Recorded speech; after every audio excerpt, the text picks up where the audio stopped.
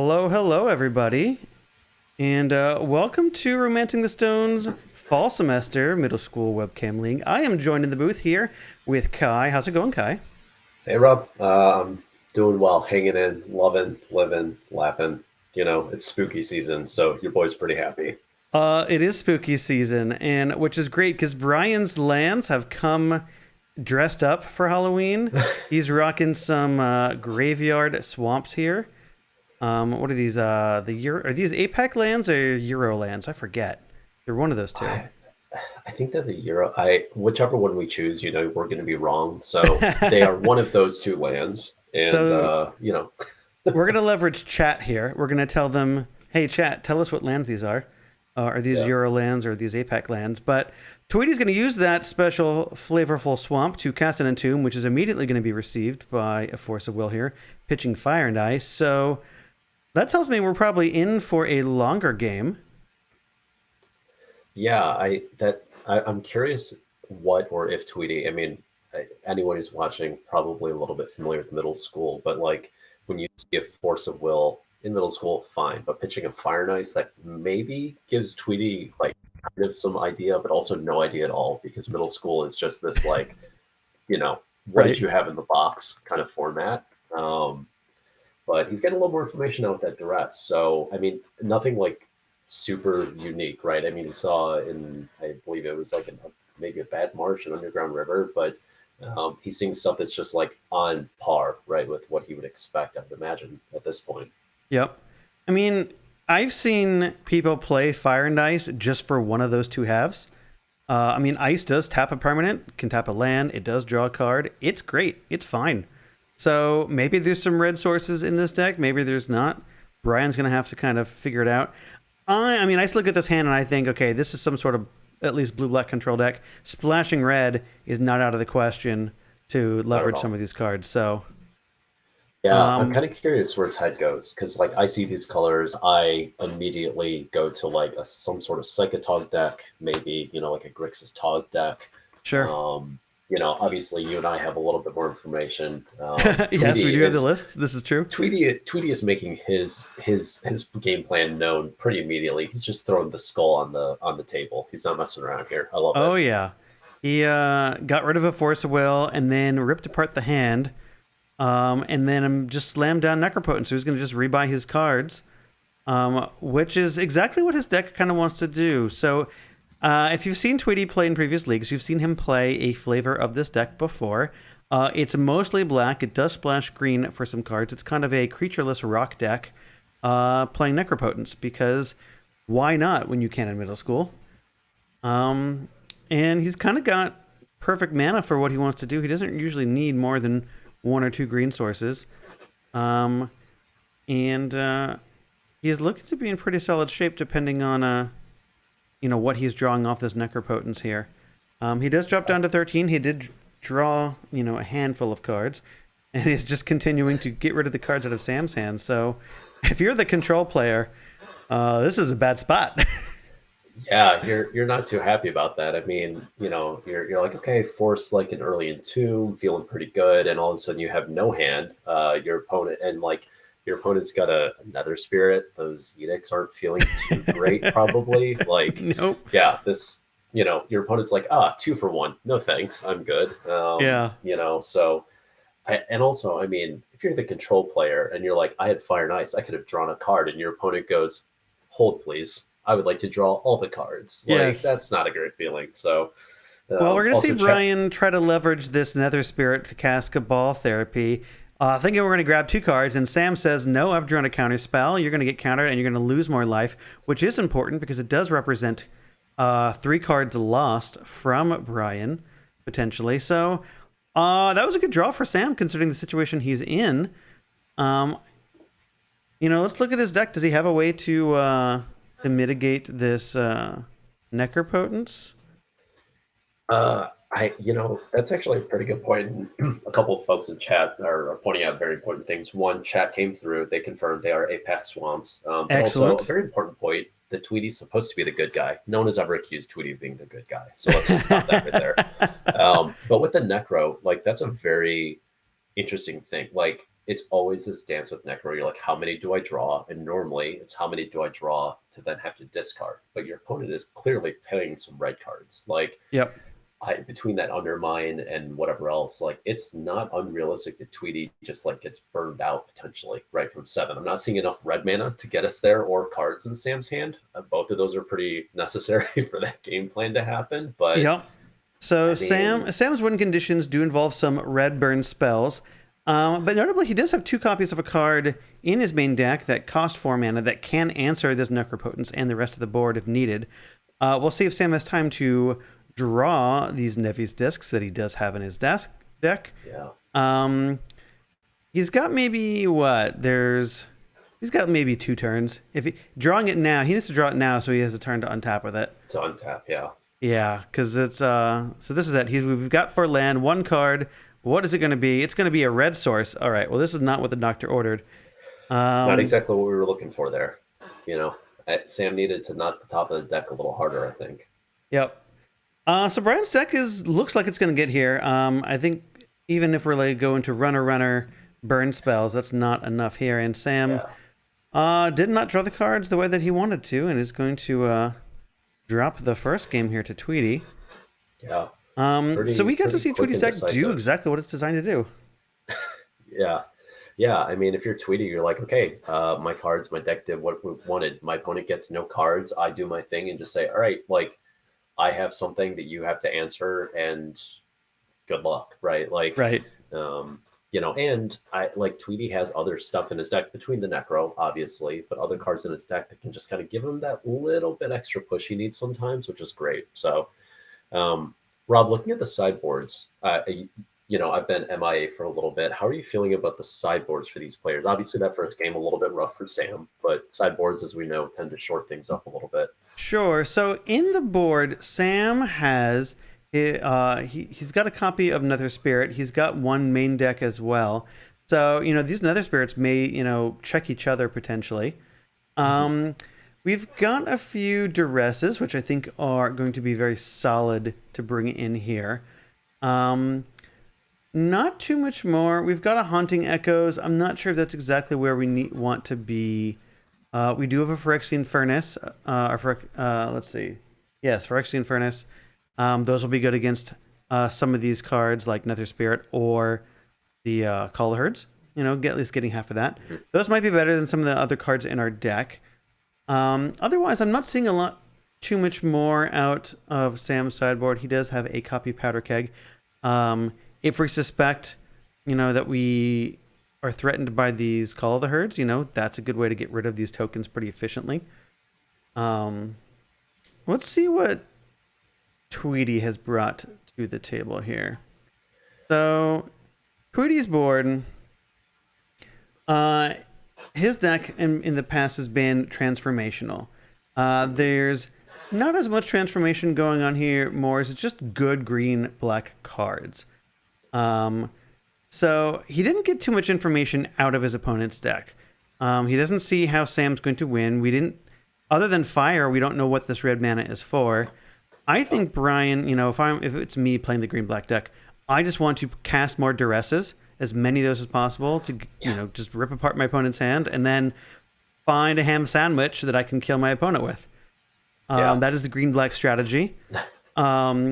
So I think that, in his deck, we've got a few cool cards. Some Haunting Echoes might actually come in. It's good against control. Gigapede is an all-star against control decks.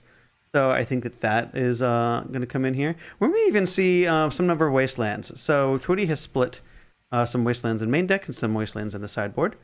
Bringing the full 4 in against a 3-color non-basic land deck seems advantageous. So we'll see how much Brian values that. This particular version of green-black for Brian is a little bit non-standard. There are no basic forests. So there has been some occasions in the past where we've seen on camera Brian struggle on green sources. So bringing in some non-basic lands may be a little, risky depending on what we're looking, but the game should go long. It is control versus, mid-range. So I don't know. So he really kind of needs to weigh which is the more dangerous aspect, like Yep. keeping his opponent off being able to cast things versus being able to actually get to his stuff. Yep. So yeah, I mean, I'm with you. Like, I definitely like those. Hunting echoes right on one side of the table feels great to bring in, not so much on the other. Yep. Um, but yeah, those wastelands, when I'm seeing my opponent put a bunch of their lands into play tapped to try to get even their colored sources, I'm like, yep, sorry, no mana for you. Um, I I know you are a fan of ham sandwiches, though, Rob. Yep. Where does Gigapede rank on your list of middle school ham sandwiches? Because like, Uh, especially in like green black colors, like you're no stranger to this. So like, where is it in your ranking of like, yes, I'm all about it, or like, if that's what you have available, sure, like it's passable. so in the format of middle school, I have won one of our leagues with black green on the ham sandwich plan, which is decimate my opponent's resources and then just win with anything that can attack my opponent's life total. Gigapede certainly qualifies as that because it does have 6 power, which is pretty good compared to most of the creatures in the format. And the Yeah, next thing that's very important is it has Shroud. yeah, And those two come, together, are really effective against decks like Sam's that are control oriented. Sam doesn't have a way to stop the Gigapede other than block it with his own Nether Spirit, which is a pretty good check because Gigapede does return back to the hand if you discard a card. So it's a recurring threat that is very difficult to get rid of. Your answers are counter it on the stack or block it. That's pretty much sure. it. So at first I didn't think it was for me. It was not in my list that won, and I deeply regretted it because there were a lot of landstill players, right? And that card's pretty solid Sure. against landstill. So it is now in my list. I love it when it's good. It's incredible. When you play against goblins or elves, you don't bring it into your deck, and that's there we go. That's middle school, right? So you're Yeah. either playing a deck with like little to no creatures, or you're playing an only creature deck, or you're playing green black, or Sure. Webb's, tempo deck. There's not a lot of middle ground, right? You Yeah. know, so your creature's either a 12/12 trample on turn 2, or it's a little, a bunch of little minions, or it's a mid range, ham sandwich. That's about it. Yeah. So their players I are going can to get started appreciate here. that. Sam definitely values the powder keg, as we mentioned briefly before. So, Mhm. um, Yeah, it was his hand when Brian duressed him, lands, a force of will, and the powder keg, right? So it's kind of that like, hey, your control, I have lands, I will eventually draw and cast all of my spells. yep, It's always tough though, right? That kind of bias of like, wow, I kind of just got my hand shredded apart and then just got stomped by a thing that I couldn't stop, or things that I couldn't stop right in that first yep, game. So yeah, I mean, if Tweety leaves me with that powder keg and lets me put that on the board, I'm like, okay, well, now what, right? Like he destroyed me on the board before. Now, how are we going to go about this? Does he just not care about that powder keg, or is he going to set the game up in such a way where the powder keg is like I have to like use it just to like get by? sure. And right, like in this case now, it's like yeah, Sam's going to be able to make land drops, but like to what end? And that's kind of the nice thing about this red black or green black strategy is you can't hold cards in your hand to deal with your opponent's threats because your opponent is just going to eventually draw more hand disruption and get rid of it. So Sam has to play this powder keg right after getting his force of will removed. Now Brian saw a hand of land, powder keg, and force of will. Took the force of will, knew there wasn't another blue card at the time. That to me tells me that Brian is planning on either just not playing around this or he's got a pernicious deed perhaps in hand to just Sure. get rid of it before he wants to deploy his tokens. And then Sam drew 2 unknown cards and didn't really do anything, so that told me maybe he drew a blue card. And then Brian just said, "No, I'm going to duress again. Figure out what's in your hand," and now he's deployed a threat. So Sam can't keep reactive cards in hand necessarily, but deploying his threats, knowing his opponent can play pernicious deed, is also a problem. So Yeah. I think the strategy is going to be very effective against what Sam has brought. Yeah, and I mean, let's be honest, powder kegging or doing spending any cards on killing, quote unquote, and like big air quotes, another spirit never feels great. No. So No, like that's this. that whole, to your point, it's like I'm just gonna sort of play through slash around it slash like if you want to invest time in this, I'm totally fine with that. And as far as we can tell, Sam's not doing anything with this powder keg, right? So Tweety does show us the pernicious deed. It is that beautiful solid white card that is full of glare. That is a pernicious deed. Or it could be absolutely anything. Maybe it's in a chroma. I don't know. We don't know. I'm pretty sure that is the pernicious deed, though. So, Brian, it was very easy to read, but Sam couldn't really do much about it. Sam brought in some Saba's webs, Yeah. which I think is interesting. So I guess that's fine. It does stop the manlands that Brian has. Yeah, I was curious about that when we were looking at sideboards. If he was gonna, if Sam was gonna bring those in to sort of say, I think I can deal with stuff that'll just end up being on the board, like or stack, right? Yep. Or being creatures, tokens, obviously, but like the threat that you get to put into play that I can't do anything about in terms of my counters, or kind of have to just like reserve a burn spell for that sort of thing doesn't feel great. So Sabo's Web, drop this, draw a card, just move on with life, right? But like at the powder keg, right? Sam hasn't ticked that up yet. So it's, are you reserving this on the assumption that Tweety's going to try to throw a bunch of tokens at you to close things out, right? Like as we were talking about, right? I'm not in the business of like spending a bunch of turns ticking this up to quote unquote kill another spirit, but that powder keg doesn't feel great right now, right? No, I mean it is making sure Brian doesn't just start deploying his elephants, but Brian says that's fine. I'm just going to go tutor my 3/1 that comes back and has returned his undead gladiator back to his hand, and powder keg can kill that, but that still comes back, at the cost of the card. Tweety is just doing the most right now. Yep. Also, Rob, I don't know if you saw in chat earlier, your ability to define what a ham sandwich is was called into question. So you may need to take that. Rightly so. I did, in fact, not register ham sandwich on my list. So technically speaking, I have not won a game with a ham sandwich. Although, okay, so maybe are there any like sandwich stickers out of this new unset? I can go put a sandwich sticker on my on a creature and then win with a sandwich that way. Is that how I'm going to do it? I'll be the old fogey who's like, I haven't looked at any of these new sets. But at the same time, the way that Magic design is going, you can make your own ham sandwich sticker and be like, no, this is from the new set. And people will just be like, oh, that's right. I forgot about that. Especially card. Us. Like, none of us will know what's actually on those stickers. Yeah. There's no way. No, this is... No, Admiral Porkchop makes this. If you roll 3d6 and you get an Just, so Chad is defining a ham sandwich for us. They say it is something you make like a morphling. Okay. But a banana is something you've got just lying around like a Snapcaster Mage Beat. Ah, okay. Well, I mean, what about is Spirit Monger a ham sandwich or banana? Chat, tell us. What is Spirit Monger? That is the creature I won the league with. Okay, chat says it's a sandwich. Yeah, I was going to say middle school wise, I've definitely always categorized Spirit Monger as a ham sandwich. Okay. But I like the banana definition here of like, because there are definitely games where you're like, this is a ambush viper, and I'm hoping it gets across the finish line. So sure. Okay.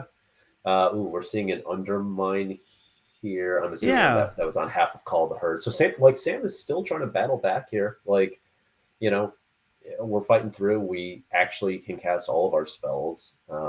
We just need to figure out a way to like actually not just kind of turn the corner, but actually start moving the tide back in our favor, right? Like Tweety's just got these things that it's like you don't actually deal with them. Right, like you spend turns and he goes, okay, cool, they're back, right? Like, and that sucks as a control player. Yep, I mean we see him right. He's returning Undead Gladiator back to his hand, cashing a card he did not need. I mean Sam at the moment has the elephant tokens on lockdown between counting the first half and powder kicking the second half. But this 2/2 is going to go the distance if not if Sam can't find an answer, his own Nether Spirit or something. But then we still have a what is this? The Treetop Village on the other side, Yep. and we do have a green source hiding underneath the tapped swamp there, so we can activate it after the powder keg is gone. Yeah. So powder keg is keeping that in check. So maybe we see an elephant come back here just to kind of force the issue. But Yeah, I um, mean, I am curious. So, for those of you who don't know Brian as well, right, and like vintage and things like that, he'll play kind of more mid-range to control decks. So this is very much in his wheelhouse. But it's always a question of like how much you kind of push and force versus I think sometimes people are too timid of like, well, this is working. I'm just going to keep the board as it is, right? They kind of give their opponents too much time to eventually let's just like find something instead of like forcing them to cash in some of their answers right at an optimal time. So I'm kind of to your point, I'm kind of curious how this is going to work out. I want to take a look at Sam's deck. What cards, if I'm Sam, am I looking for? I mean, a bolt seems fine. A bolt will at least, stop some of these shenanigans for a moment. It's not great. We do have some accumulated knowledges in the deck or fact or fiction. I'm looking to draw fact or I'm trying fiction. to think. What do we have? 3, 6, 7 mana. Ooh, Cabal Therapy is dangerous because if you can't like cast or fact or fictions into Cabal Therapy. Oh God, no. Okay, so we've got a disc. How interesting. It's kind of hard to play disc when we've got this powder keg. We do have a terminate, so we can get rid of Nether Spirit if through desperation if we have to. We can trade this Cabal Therapy for a counterspell, I think. Yeah, I was. But I guess when we're ready to, maybe. I'm wondering if there's a world where we I guess we can't really terminate this creature to turn off Cabal Therapy very well, man. These cards don't line up well against this Nether Spirit. All right, what did we? Oh, are we cycling the Undead Gladiator? Is that what we're doing? We might have. I didn't catch everything. I kind of missed a couple of actions there. Because it's going into the graveyard. I believe we are cycling it, and then we are, if we don't draw gas, we just, return it back with the card that we don't need. Yeah. Okay, so this is fine. This is kind of a decent little extra draw engine until we find the Necropotence. Yeah. And I mean, we're still in this game of like, I'm just going to keep turning this thing sideways until you expend cards on it. And like, None of these deal with it. Like, sure, terminate it. Fine. Like, I don't love this for Sam. Being a Grixis player at heart, I'm a little concerned for my compatriot here, but Chad is going off trying to figure out how to like rename everything about foods, which I'm totally okay with. I'm all right with. Where we go with this. I support this. We can have a cooking with romancing the stones, episode, and talk about our favorite foods. And some people from Twitch are going to come in. Oh, look, it's a cooking show, and we're just talking about magic cards. You thought this was a mukbang, JK. Oh man. So if I'm Sam, I think I want to draw one of my sideboard Phyrexian Furnace. I can kill this Nether Spirit and then snipe it, and then I'm kind of actually okay. Yeah. I've got this keg for Manlands or an Elephant token. I've got a disc for maybe some other stuff. I still have a counter spell in hand. Yeah. Might not be the worst. So Sam still has some time. We can... I mean, we're at 4, and 4 is kind of a dangerous spot to be with this Nether Spirit. We'll probably have to kill it next turn. I don't think we can afford to go drop down to 2. Yeah. I'm curious what these last 2 draws for Sam have been, because, I mean, obviously, we hate to have counter spells in our hand. Tweety doesn't have to commit anything else to the board. Yep. But Sam does agree that now's the time to terminate the Nether Spirit. Yeah. Ooh, So now therapy. we just hope that there's no Phyrexian Furnace in hand Yeah. as I this mean, you Cabal Therapy just throw a comes. So we're just counterspell going at to this. counterspell. That's fine. Do we think we cycle? We can't cycle Undead Gladiator here. I think we have to either hold it or play it. So we can turn Nether Spirit next turn. Yeah. I Chat think. saying there should be an Oops All Bananas deck. By the definition of banana, I think, what most survival of the fittest decks are Oops All Bananas. Okay, so Tweety's going to just play the Gladiator. That makes sense. It's a 3-1 threat. Yeah, when your opponent's at 4 and a decent number of their lands only tap for color if they take a pain, that seems pretty good to me. Yeah. It severely will limit Sam's ability. Oh no, we're just Oh, going we're to just flashing it activate it. back. We're going to get rid of the... So we The can either disc. take 2 pain to save this disc or not. We do have a bolt, so we have some time, but not much more now. So, Yeah. if I'm Sam, I want to get rid of... Okay, if I draw Phyrexian Furnace, what am I getting rid of? The Gladiator or the Nether Spirit? Oh, man. Can the answer just be yes? It can be. I think at this point, that's kind of where we That's. are. I I think mean, I that's guess we Sam's take the Sam's Nether plan. Spirit because we still need to discard a card every time to get the Gladiator back, but... Yeah, but you're like Tweety's fine with that. Like he's just gonna run you down. I mean, this is to your point earlier. Like this black green deck.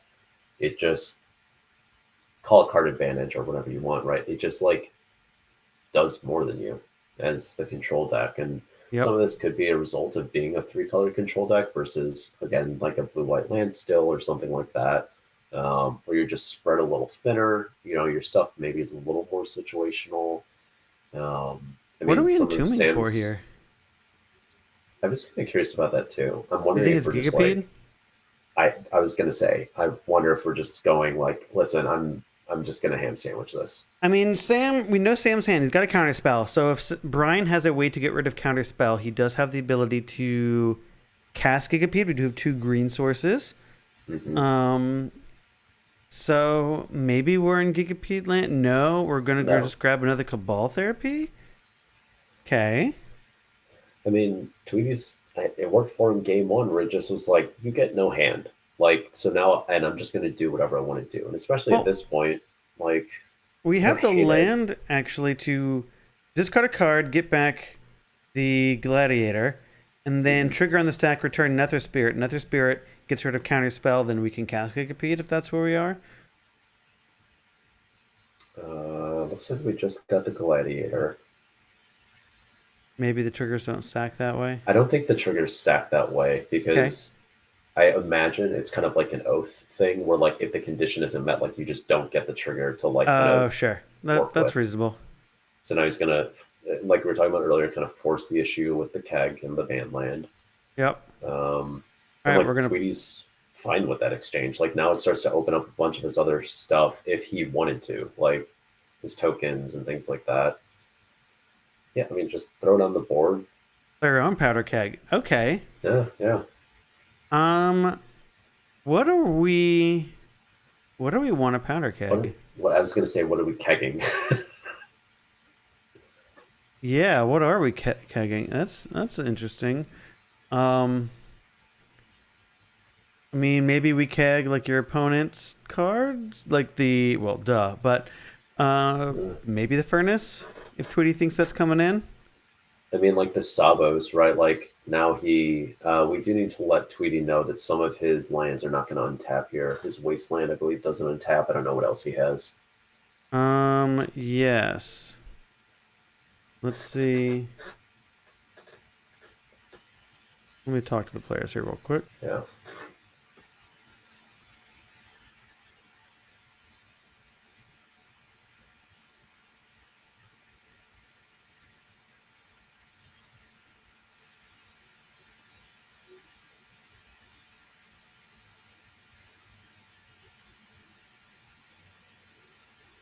There we go.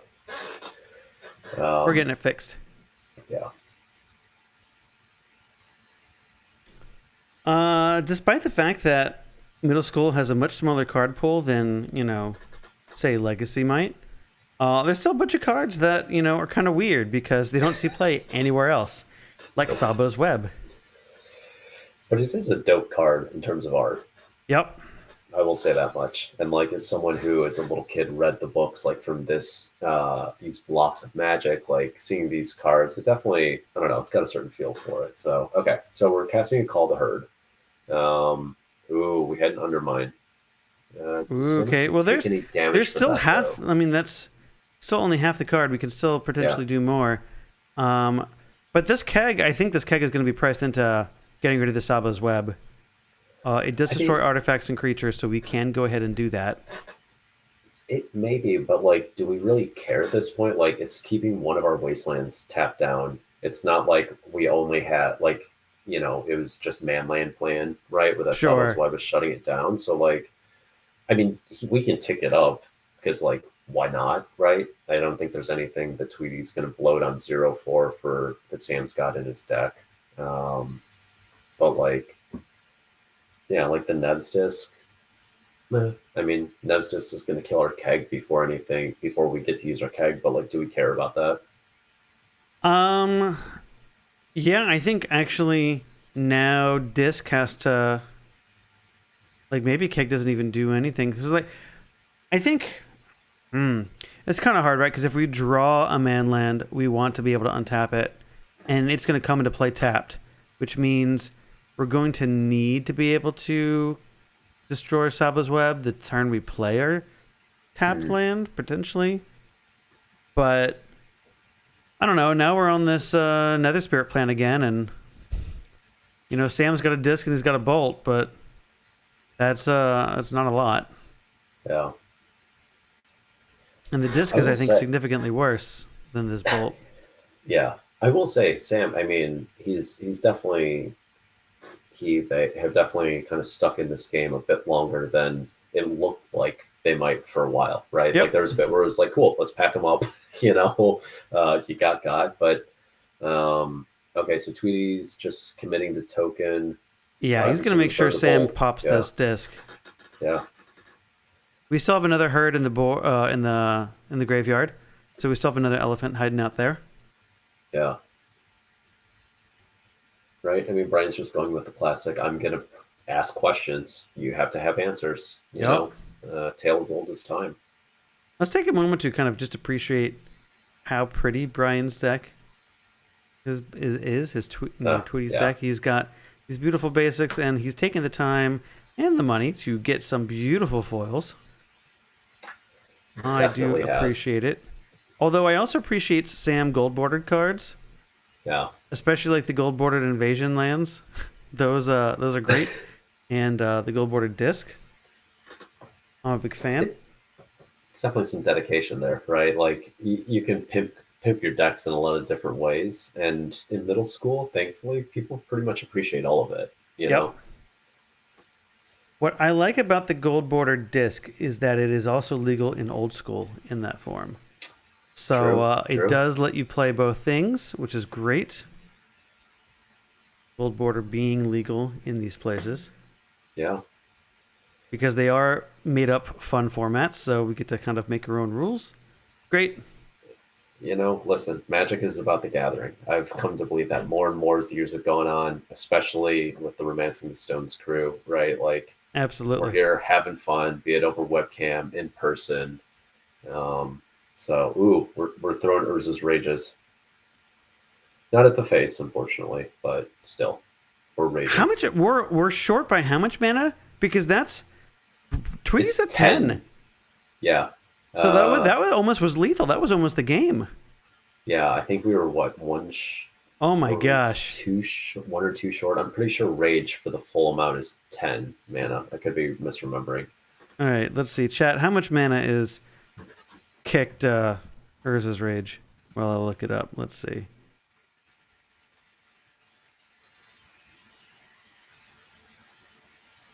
Urza's Rage is 9. It's 9 for the kicker, plus the Oh, additional it's 12 total. Yeah, 12 12 total. Okay, total. so we weren't close. I So it's a lied. few We were at short. Okay, I 9. was a couple short. We were 3 away.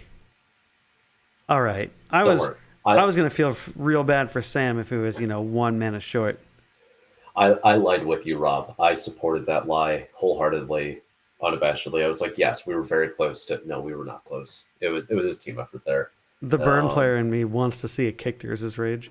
See, to me, like Listen, I see 9 mana on that, and I think, oh, this is an alternate cost. It's not a kicker. It's an alternate yeah, cost because we wouldn't kick for 9 mana. Jeez, yeah. To think we were such fools back in the day, spending all of the mana for right? literally your entire mana base to kick a spell.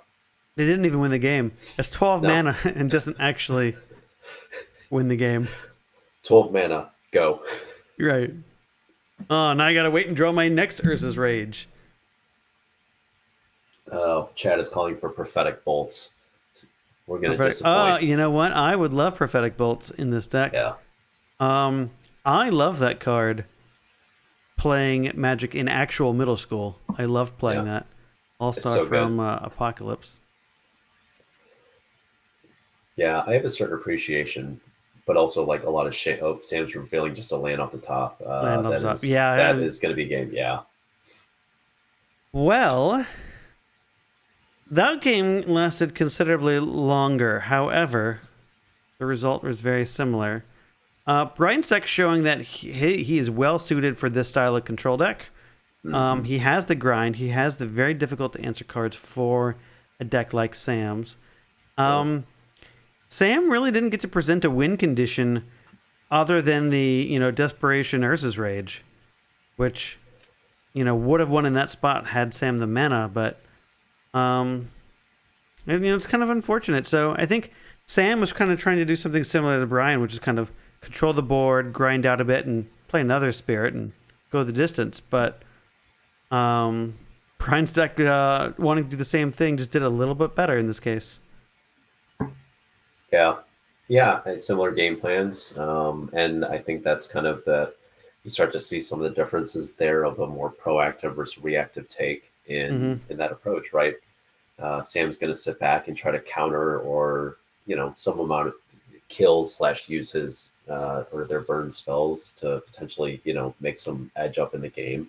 Whereas Brian's saying, I'm just not going to let you have cards, right? I'm Yep. not going to worry about it. I'm just going to make sure they never become a threat, taking them turns before you can even consider casting them. So um, yes, yeah, Chad is calling out Tweety, drawing multiple duress in a short stack of cards, right? In that game Yeah. two, definitely changed. But like, right, it's one of those like that's why they're in the deck. That is what the game plan of that deck is built around, and we executed. So yeah, Yep. for duress, for therapy, we're there to shred hands.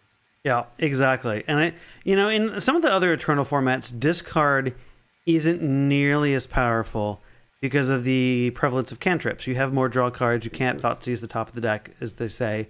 But in middle school, that advantage is few and far between. And so these hand disruption plans are far more effective because, the card quality is lower in the format. And the ability to kind of rebuild your hand takes some effort. Yeah, So it's not surprising to see that kind of strategy be effective. And again, had this been like traditional rock, right?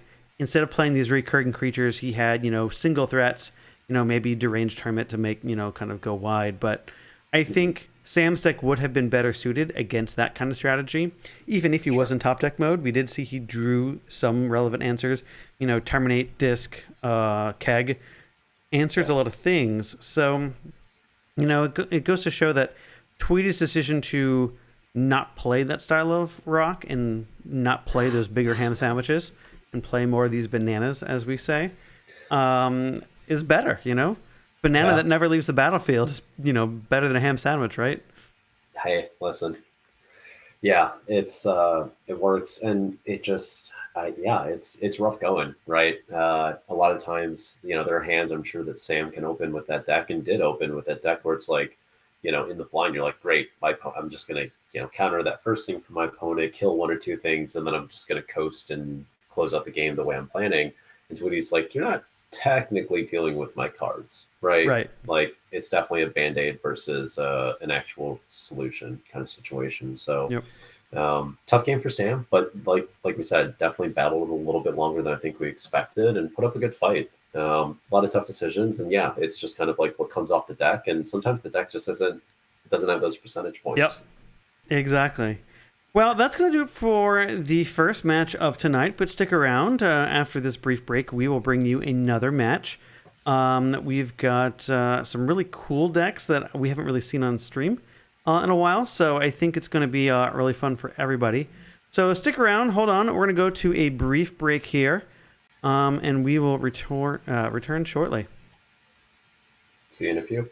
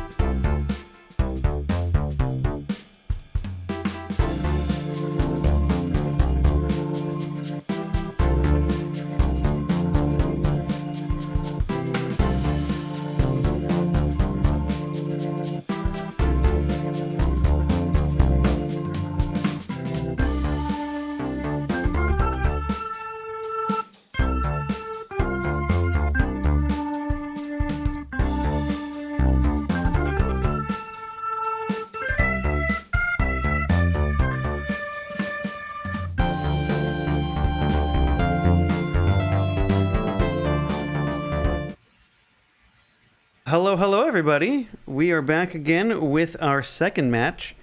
I'm again Robert. I'm joined in the booth by Kai. How you doing, Kai? Howdy doody. This is the second game of our week 2 stream for our fall semester middle school. And if you haven't played middle school with us or at all, we highly encourage it. It is a really fun format. We are a proxy-friendly league, so the only thing it takes to play with us is a will and a webcam. So, come join us. We do have a Discord. Come find us on the socials, whatever you need. But we've got two players who have been frequent flyers on our stream before. Greg making our top 4, I believe, of the last league. And Andrew making a strong showing wherever he shows up. So, someone needs to beat Andrew, so that way he gets the apocalypse chime sometime. For those who don't know, we give a bottom of the leaderboard award. It is an apocalypse chime. It does travel from the person with the worst score for each league. It's fun. It's signed. It needs to end up in Andrew's hand. Then he will get both a winner's. He has won a league before and an invitational.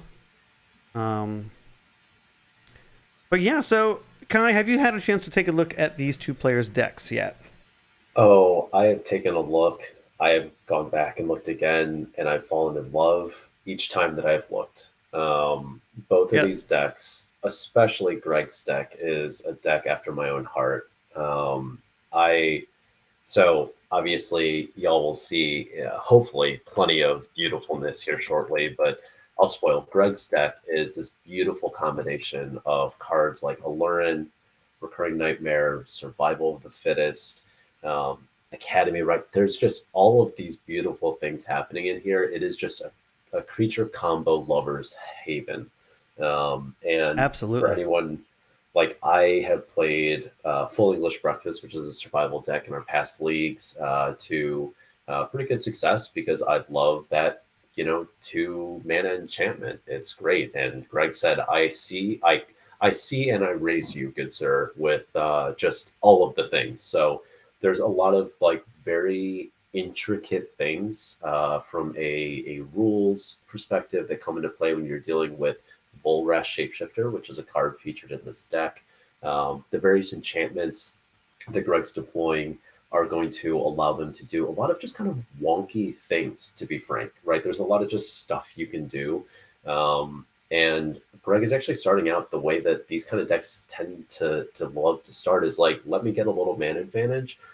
Let me kind of check the coast is clear, and then we're just going to have fun. And we're seeing what kind of fun Andrew is bringing to the table. So, Rob, I don't know if you want to walk through that a little bit.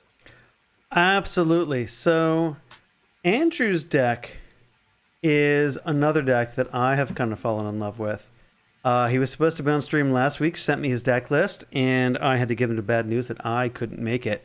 So we brought him around again here for this week, and he's playing a mono blue combo deck centered around Dreamhalls. So the plan is to get a Dreamhalls into play by any means necessary, and we can see that by playing these soul lands. One is, of course, the one we all know, Ancient Tomb, but the other is from Fallen Empires. I don't even know what it does. I don't know the name, but I know it. You can tap it and sacrifice it for 2 blue mana, which is important because Dreamhalls is mana hungry enchantment, but it allows us to discard cards from my hand to cast other cards for free if they share a color. It's a world enchantment, so your opponent can do the same thing should they desire, but being mono blue, it basically means you can cast all of your deck, which is exactly what Andrew wants to do. He wants to cast all of his deck, cycle through his cards. We see 2 cards in the graveyard that reset, his hand, his library, so he can keep doing it. And eventually what he's going to do is he's going to take advantage of a fan favorite mechanic, Storm, one of the few Storm cards that is viable in middle school, Brain Freeze. He's going to Brain Freeze his opponent. So I just want to see Webb do it on camera. That's my goal. That's on my bingo card for tonight. So it's interesting because now we've got two different kind of combo decks, right? We've got this creature-based combo deck from Greg. Andrew's got this, mono blue enchantment-based combo deck. And I think Greg's combo is probably a little bit slower to assemble because it's kind of split between two kind of different things. But Andrew's combo, he's playing show and tell, which is great for him, but may also be great for Greg, because what can you put in? An Aluren. And what can Aluren do at instant speed? Win the game. So, I think Andrew, seeing this reactor is not really thinking, okay, there's an Aluren, but maybe the City Traders gives it away. I don't know. Andrew's pretty savvy. He knows the format, but maybe he doesn't know this deck has been mashed together. I think there's a lot of cool things that could happen. And we'll kind of see. Greg's deck does play some hand disruption. We already see a number of cards already in the graveyard. Greg probably knows what's up, but we'll see what happens. Andrew has access to a ton of mana. I think he's just digging for his Dreamhalls now. I think this will be very interesting. I think Andrew's deck is, he's having some fun this league after proving his creation is pretty powerful otherwise. And he's playing a lot of otherwise bad blue cards. He's playing Tidings and Opportunity, right? These uncastable blue draw spells that cost, 5 or 6 mana, but they're free with Dreamhalls. So, we just draw a bunch of cards and, cast them all for free. Chat is telling us the name of this land. Svilinite Temple? Yeah, Svilinite Temple. Yes, which is they printed that new Modern Horizons card as the Merfolk, right?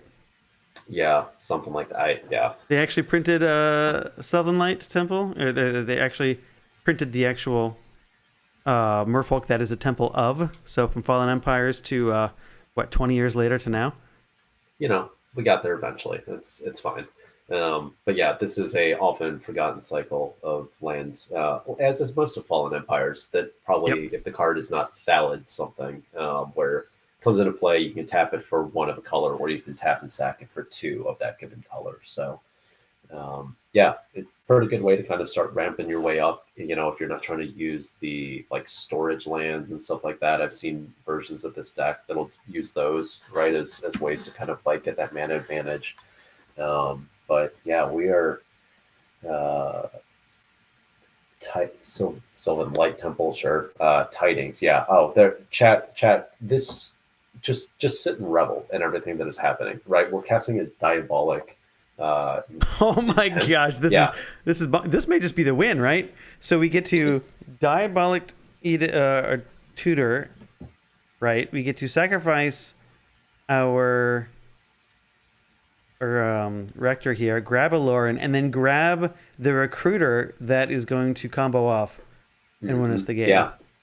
Diabolic Intent, there's not a ton of tutors in this format, and some of them, when they're good, they're really good. I've played around with at least 1 to up to 2 to 3 Diabolic Intents in my Full English Breakfast deck, because you're just I have these creatures that they kind of serve their purpose. I want to go do the thing.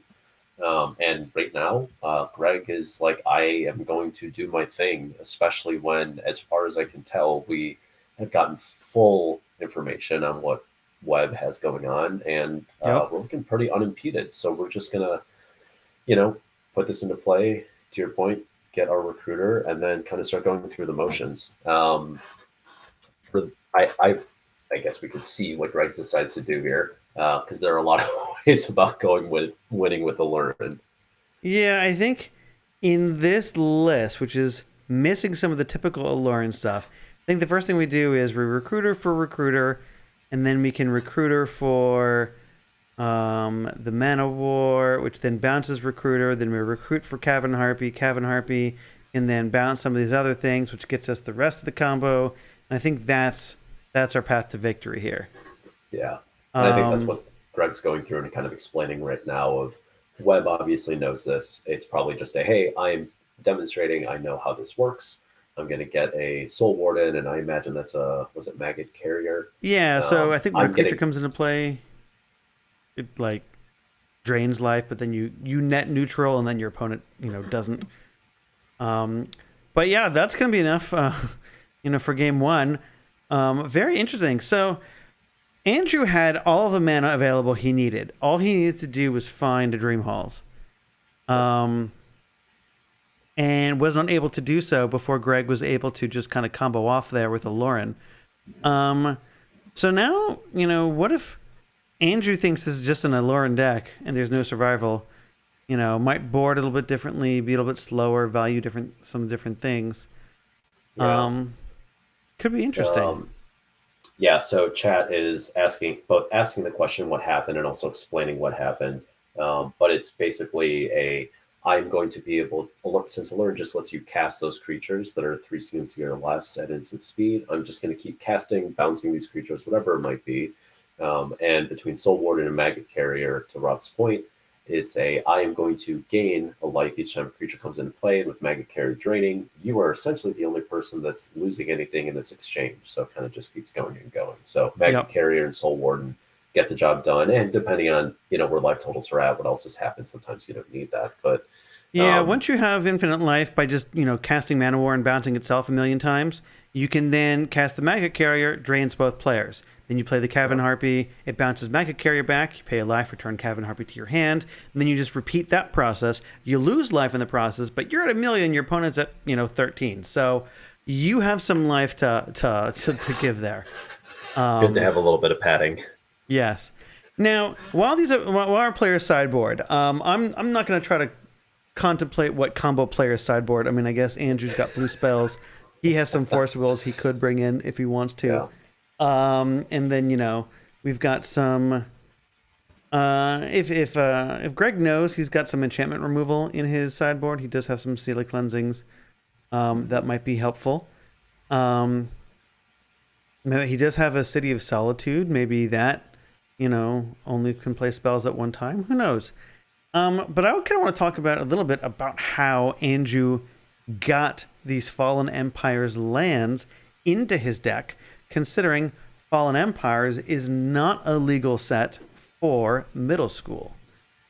So if you play pre-modern, you don't get Fallen Empires, so you don't get Hymn to Turok, you don't get some of these other cards.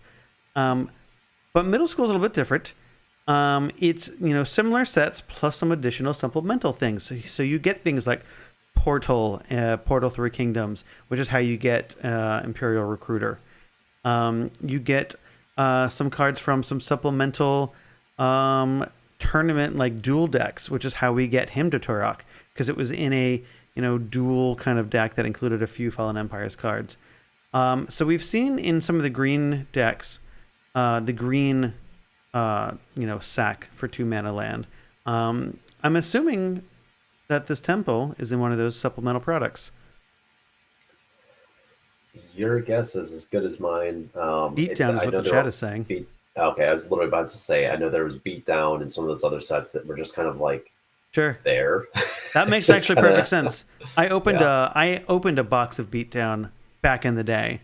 I think I still have the cardboard box it came in. It's now incredibly beat up because it used to store all my cards. That makes sense. I think I actually have some of these Beatdown Fallen Empires lands in my collection somewhere. Yeah. I've got, it's probably the same Beatdown box. What is it? It looks like I think it's like an Ernan Jin is fighting, oh gosh. Thunder Vampire? Something like that. Yeah. So I've got that. Yeah, there's definitely parts of that box that are more duct tape than box, but Yep. Is what then I still have the metal tin for the Finkel versus Garfield, deck box that was made out of kind of like a tin or aluminum. That one's pretty cool. I unfortunately don't have the foil Necropotence from that thing anymore. Real price. Young Magic player me is really apologizing to old Magic player me now. But listen, that's everybody, right? If I had all the trades that I made that I was like, yes, I want this random, who even knows what it was, and I will give you all of these fetch lands, or I'm sure there were times it was probably like, yeah, I don't need this dual land. Who cares about that? Back in the day, the pain is very real. Chat's also noting that there's apparently a couple of other sets like 5th, 6th, things like that some of these have been printed in. So good to know. Yes, the Eternal Kyle Wells, right? Like it's like, yes, never sell. And trust me, As an older, wiser, older, let's just say older person, I am aware of that wisdom. Young me was like the very sweet, whatever card that I just bought or traded for, probably like a Jessica Warrior adept, would feel different about that. So Yep. we've got a meddling mage. I'm curious to see what this names. We obviously, Greg saw quite a lot of what Andrew was doing the first game. Um, I think I just name. So you can name Dreamhalls, but then Andrew can show and tell in it. Now Greg never saw show and tell, so maybe uh, if he's not, keen on the format, he doesn't, maybe it's not on the radar. Or you name show and tell, thinking it's harder to cast Dreamhalls. Or you just name Brain Freeze and hope that there's no way to, bounce things in the 75. Now, there are 2 Cunning Wishes in the 75 here, so theoretically there is a card. There's a Rushing River in the sideboard, so we could grab that potentially, but it does, maybe we just name Force of Will and we're just going to go slam the combo.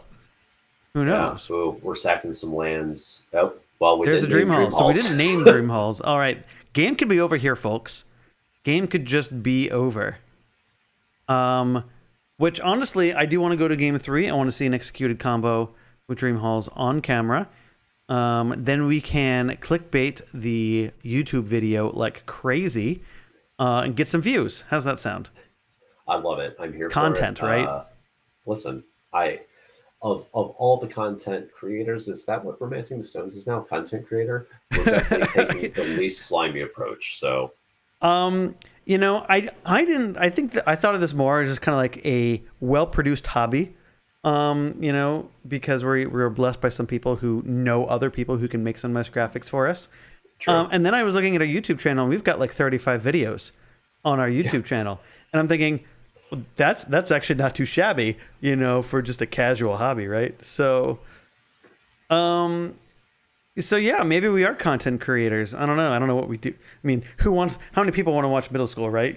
Our total audience is like, a tiny bit of the Midwest and Texas and then like Japan, right? Those are the people playing middle school right now. What I heard you say, Rob, is that we have a global audience. uh, you're absolutely right. You are now marketing director, FYI, promoted. Yeah, I love it. So the reason we're not saying too much about what's happening is because Webb is just kind of going off. Yep. And doing the Dream Halls things, discarding cards to basically all cast them and just saying like, "Hey, I'm just going to keep kind of doing my thing because clearly you have no way of stopping me." Yep. Um, yeah, international following. Again, we know who. Like, listen, we've built a brand, we've built an audience, and that's thanks to producer Rob. Rob rarely will ever let us give him credit for this, but everything that you see, all those videos, is because of Rob putting this together, figuring it all out, wrangling, like hurting all of us cats and trying to make us like get to streams on time. And all of you for watching and like participating in the leagues, which is huge. Like we've had leagues that are literally 40, 50 plus people, and that's incredible, right? Um, Especially when we're like Rob was saying, literally all over the world. It's pretty crazy. So um, Um, so yes, all that is all true. I'll try to be humble, but it's true. It's a lot of fun. There are some people. Tweety obviously helps produce some of the stream. He organizes a lot of the players. Who is commenting? He does have the hookup for the person who makes the actual graphics for the video, which is great. I just press play. Um, you know, but it's a lot of fun. yeah. So we saw Andrew. What did we see Andrew do? He played a We bunch of cards for spiraled. free by discarding other cards. He did go ahead and remove. He did discard a one of his wishes, I believe, or maybe he cast his wish for another card. So we're one wish down. But we did time spiral, so we are going to kind of reset, draw some more cards. We're going to draw 4 cards here, get rid of this show and tell. Notably, Yeah. discarding the cards means we can time spiral them back. What? All right, so we've lost Andrew's battlefield. Andrew is playing remotely, so he is kind of ad hoc this. This is great. This is dedication. I love This is this. showbiz, This is baby. wonderful. Also, I realized we did not. Oh, some maybe intentionally. Who knows? We didn't shout out Stu. Stu is like Oh our de yes, facto leader of all things Romancing the Stones. Even when he's not playing in these leagues or events, still coordinates, is posting pairings week after week. So shout out to Stu. We love you. literally could So not thank you do for this that. But without Stu yeah, making it we happen and literally would driving not it. without it. But um, uh, yeah, the I'd be best a moment. washed See, up again, content creator wannabe without Stu, that's for sure. listen, well, who would we be were it not for the great man that Stu is? But yeah, so Web has spiraled. We're drawing more cards, and we're casting and drawing more cards. It really is just at this point of like, what? How are we winning the game? To your point, if Greg did name something like Brain Freeze or something like that, it's like, well, we need to get that Russian River. Yep. Then we need to find the Brain Freeze. Which I mean, you're drawing enough cards, Yeah, I right? think But I think finding Brain Freeze and our last Cunning Wish isn't, it's not trivial, but it's not hard with all these draw fours. mhm. Um, and especially Time Spiral gets us a whole bunch of new stuff. Storm count is high. I think. Let's see, what else do we have? I think that we're just there's a potential for Andrew to brick. We could draw 4 lands. Our, Sure. our 7 could have been bad. It is possible. And if Greg can untap, maybe he gets to cast a disenchant or something. Dreamhalls does, is global, so it does affect both players. Greg doesn't have any instant speed stuff to cast, so it doesn't really help him. Yeah. All of his stuff is a creature, or an enchantment. It's all sorcerer speed.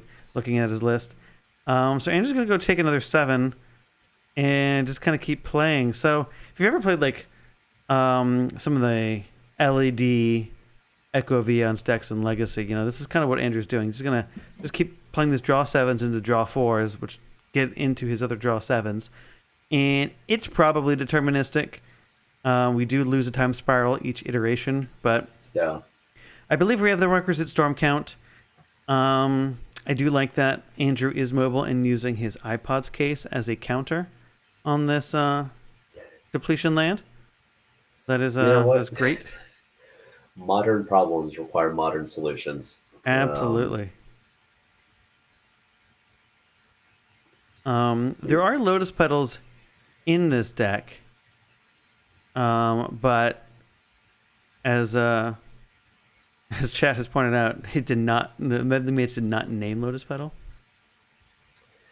I mean, if we had named Lotus Petal with Meddling Mage, that would be a very particular play. So Yeah, um, yes, we can rule out Lotus Petal, Dream Halls, Time Spiral, what attunement, what else?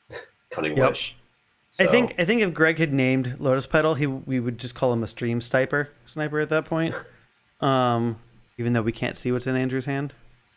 still, it's the internet. We can say whatever we want. It's true. Exactly. Oh.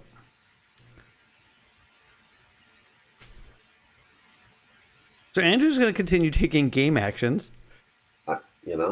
You know. And this is part of the fun of middle school, right? Some of these storm combos require you to just kind of, they're not very efficient. They just kind of like do their thing, and then Yeah. eventually we'll get there. Which is We're what we're casting a seeing, but rush. free spells are still free spells. Meditate. Okay, so now there's some real stakes. If Andrew does whiff, he's going to skip his next turn and draw 4 cards. So I'm not sure how many meditates have been cast. I believe that might be the first one, but I it think does that's the first mean one. Yeah. that if Andrew does whiff, Greg's going to get not 1 but 2 turns to find an answer and disrupt Andrew here. Yeah. Which is conceivable. We have at least 3 different answers in the board. We have a Monk Realist and 2 Sealy Cleansings. I think that's very real. And if we're passing, that means Andrew doesn't have a lot of stuff in hand either. So, giving him the turn back may not be the worst thing in the world. Yeah. Yeah, I mean, the way that Andrew's deck is set up, it's not like he's like, oh, I quote unquote whiffed. I'm going to pass back. And even though you kind of technically get an extra turn, not really.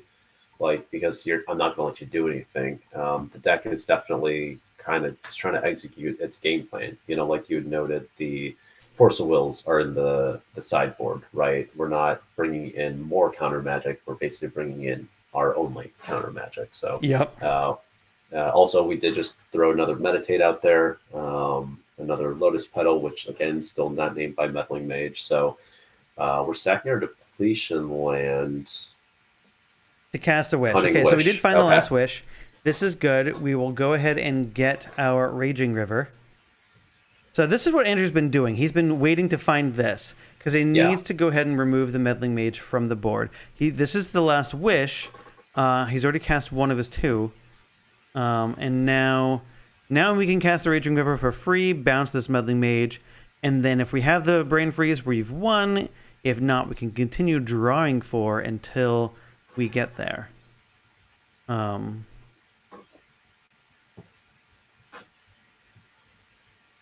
Andrew, Yeah, okay, there we go. Is explaining that here. All right, do we have the Brain Freeze? We do! There's Where's the Brain blue Freeze. card? We have a blue card. All right, cool. So we're going to Brain Freeze. I really wish that I had a digital storm counter because I want to know how many cards are going to get milled here. I think the answer to that question is yes. I think Greg did the correct thing and literally just flipped their deck over. All right, so stream, we have a highlight reel ready for you of, what is that, a 5-minute turn, 6-minute turn of comboing off. This will be great, complete with Earthquake footage. So that'll be good for the highlight reel. That'll be great. Andrew is going to tie this game 1-1 here, and we are going to go to game 3. Greg will be on the play. He knows what is up and might keep different hands, maybe name something different with Meddling Mages. Now, notably, Greg has very few copies of Meddling Mage. He does not have the full 4, or the 3, or the 2. So, do we mull to Meddling Mage? Probably not, But I bet Greg felt really good about turn 2 Meddling Mage. Yeah. He thought at least gets on tap. That solo dolo Meddling Mage. I mean, I think we had a great name there, right? We saw that it's just like, all right, I'm shutting off something that I know is going to kill me, so I'm going to force you to find and spend multiple copies of other things, which are going to kind of constrain you, right? Like those Cunning Wishes like we saw. But yeah, I mean, it's kind of tough in that situation because it's kind of that, like, a little bit of a fallacy, but it's just like whatever I name, right, they're just going to have the other thing that is going to kill me anyway. But it obviously in that case, right, we don't know for certain, but can assume it probably kept Andrew from killing Greg a little bit sooner because it's like, well, I need a few more things to actually deal with both of these things, right? Like deal with the mage and then also actually win. So I'm thinking about this too. Like now, if I'm Greg, let's say if I'm looking at the list, if I can see Andrew's list with Meddling Mage, I think I named Dreamhalls now, and my opponent can still have Show and Tell, but then they need to have 2 cards. You need to have Show and Tell and Dreamhalls. Whereas if you name Show and Tell, they can just have 1 card, Dreamhalls, and as we saw, if you name Brain Freeze, doesn't matter. As soon as you get to go combo off, we have an answer. And theoretically, too, if there's 2 permanents we have to bounce, if we're Dreamhalls, and at the very least, we can get a Raging River, cast it, bounce 1 thing, then Time Spiral, draw our deck and redraw the Raging River, and theoretically bounce a 2nd thing. So there are, it's once the Dreamhalls is in play, I think Andrew it might be impossible to lose unless he just whiffs. There, are technically enough land to just draw 7 land on a Time Spiral. It is possible. Yeah. But, Greg does have a lot of hand disruption, in the form of some Cabal Therapies. He does have a Mesmeric Fiend. We do Steelic Cleansing on the battlefield can, do a whole lot. Andrew's, 4-mana draw 4s are mostly sorceries. So, you can't go off at instant speed necessarily. Like you could at the time, there was Solidarity, which was the Legacy Storm Brain Freeze deck, right? And It ran off at instant speed because it did rely on reset, which you could only Yep. cast in your opponent's upkeep, I believe. So you wanted instant speed, which made the deck very deadly as a storm deck. That's not the case here. We don't have reset. We don't have high tide, thankfully. Or this deck would or Brain Freeze would be the best deck, I think. So there's definitely a lot of things Greg could do. We have seen Greg steal a game. I'm very excited to see what this game 3 has. Yeah, I mean, it's going to be fun, right? Like, at this point, we've gotten to see each deck do its thing, as it were.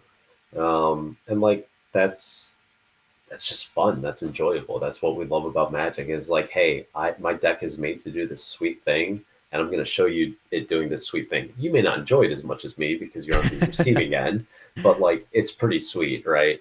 And, we've talked about this, right? Like, Greg kind of only showed part of what the deck can do.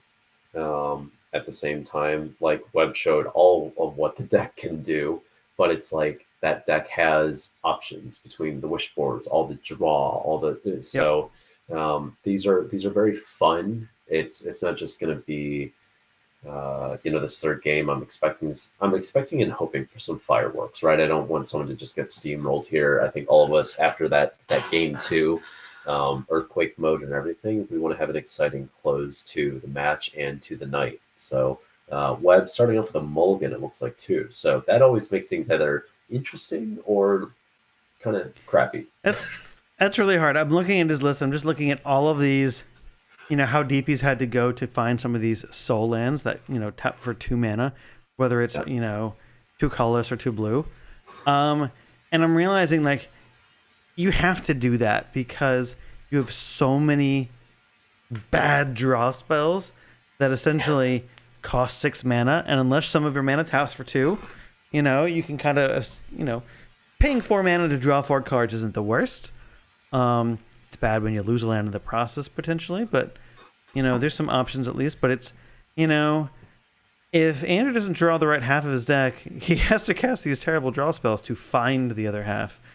It's a very interesting, position to be in to kind of play some of these bad cards in your combo deck. But, man, every time I look at Greg's deck, I'm just thinking there's so many like fun little things that could just like happen. Yeah. The way these kind of decks like kind of revolve around themselves. Yeah, it's a lot of fun. Like I said, I know I'm like writing like a love story for Greg's deck or decks like it, but it's like there's just so many things that can just happen with that deck, right? Like, again, like I mentioned, Greg's deck is a little bit more of a mishmash of a couple of creature combo decks, as I would kind of say, between like Aluren, Survival, Recurring Nightmare, that sort of thing. But yeah, you sometimes are just like, oh, by the way, I win now. Like, yep. And again, right, like there may be some like little tricks and things that Greg, depending on how the game plays out, is able to pull out for this third game that Andrew didn't see, doesn't know about based on their 2 games so far. Nothing. Obviously, game 1 was pretty straightforward. I'm doing Aluren things. In game 2, I mean, you cast a meddling mage, like sure, right? Yeah. So, yep. Yeah. Combo chat's calling for a best of 5 in combo e combo.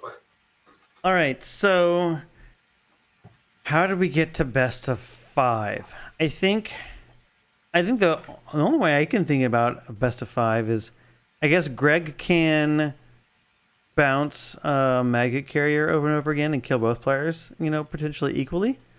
Yeah. Or we can, invoke the 4 Horsemen rule against Andrew, which is, he may take a million different game actions, but if the game state doesn't change in a dramatic way, then, you have to pass the turn. I think if we're drawing cards and like doing that, that's a little different. 4 Horsemen just, mills your deck repeatedly until you don't hit Emrakul in the right spot. I don't know. Yeah. Game 5, chat. How do we get to game 5? You tell us how. We'll make it happen. Maybe. We just sniped a show and tell. Holy moly. All right. That's got to feel good. That does feel good, especially on what? Andrew mulled to 4? Yeah, it looks like 4. So okay. Okay, if I'm Greg, I mean, I'm not mad because I'm pretty sure one of those other cards that we know about is a City of Traders. I can't totally see City it Traders and then a right now. Tidings. Yep, and then Yeah, maybe a mystery card now. Wall of Roots. Yeah, we're gonna like take a turn or two to get the mana advantage, and then just I go want for to the see throat. birds. Probably. Let's cast the I birds know. off this wall. Let's see it. Nope, we're gonna untap. Oh, Oh, that wall deserves so much more. whoa, are we playing pre-modern? I guess we could, right? Because I am told that Show and Tell was recently unbanned in pre-modern. Yeah, yeah. So that's kind of cool. So these formats are, made up. They are technically arbitrary, but there is some governance around them a little bit. So it's kind of nice to see them actually thinking about that and unbanning a card. I think that that's a nice thing to see because we're not getting new cards in the format. So the only real change we have is adding cards or removing cards from a banned list. So nice to Ooh, see some we change. just slammed a Rector with an act with a therapy in the yard. Are we going to Uh, activate it? I Nope. oh okay. Oh, we're going to Unless Cunning Wish at the end of turn. Wish might be in. That, yeah, I was going to say this could either be in response or end of turn. I didn't exactly catch where they're at. Yeah, it Yeah, has let's to be make end that of with that. turn because you can't cast it in response to therapy, or the card you get just we're gonna wish for force of will. Yeah, I Okay, was saying in response to the Rector. Yeah. yeah, that makes sense. All right, Okay, so Andrew's Andrew okay. drew one of his wishes. That was pretty sweet. So that means Andrew's only got one wish left in his main deck here, assuming the other one is still in the deck, which I would assume so. Yeah, So if Greg does draw a meddling mage, it does significantly reduce Andrew's ability to get out of it. it makes things tough. I mean, Greg still has such a massive mana advantage here, but it kind of makes you wonder, like, did we sort of, shoot our shot there, right?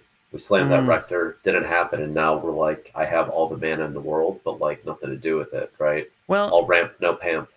even if we're in top deck mode, I still value Greg's board position better because Andrew's mana is awful, right? We Oh yeah, can tap this depletion land one more time. We can't play another land without losing the City of Traders. So, like, we need to draw Dreamhalls and another untapped land in order to, like, profit from this. yeah, Or we just kind of, like, get rid of this City of Traders and then start playing more land and hopefully draw what we need. But yeah. And I mean, Greg's just got so much, as we were saying before, so many just like things in the deck. Yeah, we're about to. oh, Oh, we're okay, just gonna cast a stroke. stroke to draw what, two cards, one card? Yeah, I mean, This is hilarious. Why is I stroke in this deck? Andrew must be asking himself. Why? I guess we have the Wall of Roots. Because stroke is what you see out of survival because of the infinite mana. yeah. Huh. Well, How I've seen bizarre. crazier things. No, Bizarre's not legal in this format, Rob. So we're seeing that City of Trader, Oof. like you're saying. We're just kind of oof isn't legal either. Oh We're seeing that City of no! Traders I've go been to the had. yard. We're cashing in some AKs here. Yeah, I mean, if I'm wet, like that doesn't feel great, right? Like, and I think we burned for one as well. Yes, we probably do burn for one, but that's okay. Life total for Greg doesn't really matter. Um, if you haven't played Yeah, Middle I School mean, before, we do have mana burn. yeah. If you When don't know what when mana one's burn gonna die is, gonna look it die. up. It's a fun time in Magic. Yeah, we've got all the goodies. That's a good card. Another that diabolic intent, and it looks like we're gonna kind of try to go the same route as before. Intent. Granted, we didn't have the Rector this time, but intent, grab our learn, and just sort of see what happens. I mean, we know Webb has Oh, like that's no. it. Oh, yep. That looks like That's all she it's gonna wrote. do it. We have a deterministic win. Andrew says, "Hey, I've seen this show before. I know what happens." Yeah. And Andrew's going to drop this, and Greg is going to win 2 games, 2-1. Two fun little combo decks, right? I think this went about the way that I think it should have gone without Andrew drawing the nuts, right? I think Andrew's Yeah. nuts is better than Greg's nuts, but we're Clip. talking about draws here, everybody. Just, not Yeah. squirrels. Um, I would agree with you. I would agree with you. Yeah, the like hand that that opening hand where you're like, okay, game over, right? The floor and ceiling between these two decks yep. definitely falls one direction versus the other. Um, and yeah, I mean, it's also tough when it's like Webb's deck is not built to sort of hold off. It's also built to just kind of go, right? Right. Yeah. And Greg has multiple lines of attack. And obviously, let's not forget the fact that Webb also started with like half the hand of Yeah, their that's opponent, right. right? He had 4 cards and then lost one. So like the fact that he even could like cast spells was pretty good. He Yeah. even had a Force of Will play, so which took another card. So he did the best he could with what he was given. I Yeah. think he was probably fairly. He had a lot of draws and turns in game 1, so it was definitely possible to have seen him steal game 1. Game 2 obviously went that way, and game 3 mulliganing your hand away into a deck with discard is just kind of unfortunate. Yeah, So that's just going to be tough. yeah, it is, but you know what? That's middle school. Some games are like that. When you play a deck for fun, the way Web is, it's okay. It's part of the appeal. Yeah. I think that's the best part about middle school is you can play decks for fun and still do well. You can play decks seriously, do terribly. Like the range is fantastic, and like ultimately, especially with these leagues, and all the webcam or sorry, not webcam, but middle school crews that we've connected with, across Mm, the Midwest and all that sort of stuff. People are there to have fun and just enjoy all the ridiculous stuff that's happening. We got to visit some of our friends in Columbus, a handful of months ago, and I was like killing people with slivers and then just, like Draco blasting them all in the same deck. And people were like, this is the greatest thing ever. And the best part is that was not the spiciest deck at that tournament. So, oh my like, gosh. that is this format. And you can do ridiculous things like this, right? Like smash a couple combo decks together or Dreamhalls people.